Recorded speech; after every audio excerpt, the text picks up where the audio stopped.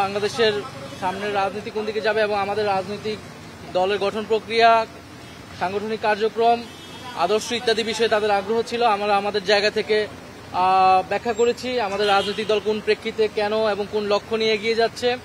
সংস্কার বিষয়ে আমরা যেই প্রস্তাবনাগুলো সংস্কার কমিশনে দিয়েছি সেটি আমরা বলেছি এবং আমরা আমাদের যে 3টি দাবি, বিচার, সংস্কার এবং গণপরিষদ নির্বাচন, সেটি আমরা সুস্পষ্টভাবে বলেছি।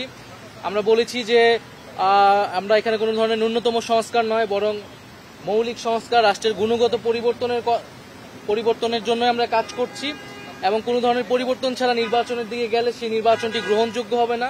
সেই নির্বাচনে জাতীয় নাগরিক পার্টি অংশগ্রহণ করবে কিনা সেটাও বিবেচনাধীন থাকবে।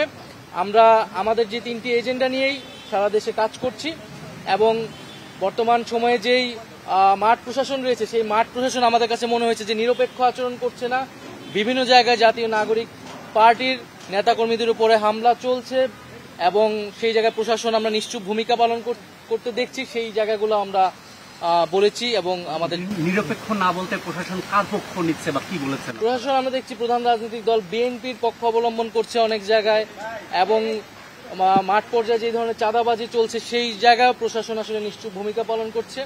আমরা বলেছি যে এই ধরনের একটি প্রশাসন যদি থাকে তাহলে এর আন্ডারে নির্বাচন করাটাও আসলে সম্ভব নয়। ফলে একটি লেভেল প্লেইং ফিল্ডের জন্য একটি নিরপেক্ষ প্রশাসন, আমলাতন্ত্র, পুলিশ আসলে আমাদেরকে নিশ্চিত করতে হবে।